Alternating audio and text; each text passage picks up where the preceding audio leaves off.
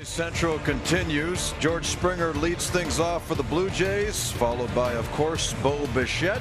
There's a combined 27 home runs right there, hitting directly ahead of number 27.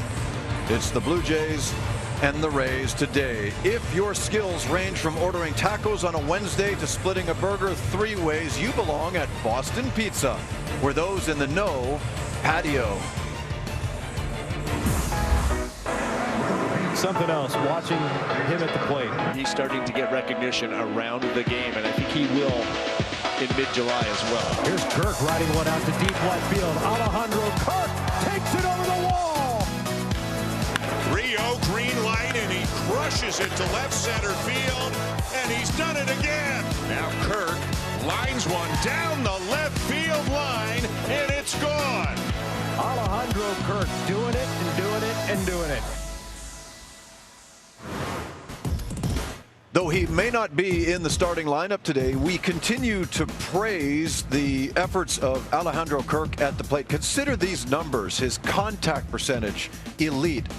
That percentage outside the strike zone, elite. The strike percentage, the average with 2 strikes at .291, which is quite incredible. So Caleb would like to demonstrate some of the reasons for this, and we would like to thank the generosity of Bo Bichette for giving us a bat to use for this display.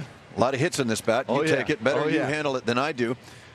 What do those numbers tell you about Kirk? Oh, man, he has an elite batter's eye, and we're going to talk about his swing, but reality is it doesn't really matter if you can't control the strike zone, and he does it absolutely amazing. So know that, first off, you have to get a good pitch to hit before you can start to analyze the swing. But let's take a look at his swing and what makes it so repeatable. For me, it's the simplicity of it and the fact that it is a lot of small moving parts that are easy to repeat.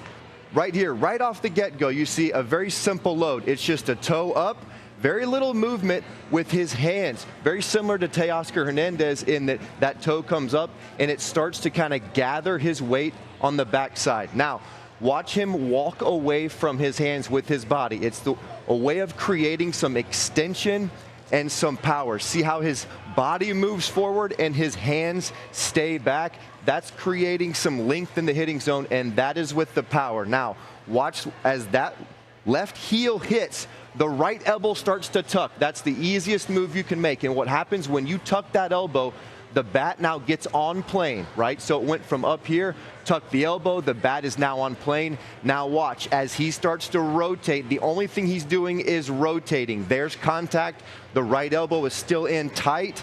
Now, there, after that, he's going to push, and that's the extension. Folks, this is about the most simple swing you can have in terms of toe up, get some separation, tuck the back elbow, rotate, and follow through. And that's why he's been able to do it over and over and over, is because there's not a lot of moving parts. It's very simple. It's a low maintenance swing.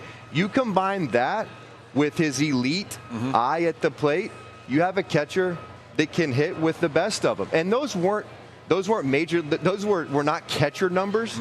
Those were major league rankings. He's an elite hitter, and it's because of his simplicity. I hear so many players talking about the importance of tucking that elbow in. What's the result if you don't do that, if it's out instead of in? Yeah, the biggest thing for that back elbow is a lot of guys, if they do not get it tucked in, it will start to go outside. So if I'm facing you, you will see this. The hitter will start to move outside, and then to try and get the bat plane back on track, it is more of a down and across, which is what creates that rollover. Now, a lot of guys are so adamant about getting that back elbow in, so once that thing tucks, now you can rotate and now look at the plane of the bat. Now I'm moving that plane of the bat towards the middle of the field, and it creates power. That's power, and that's bat stabilization right there.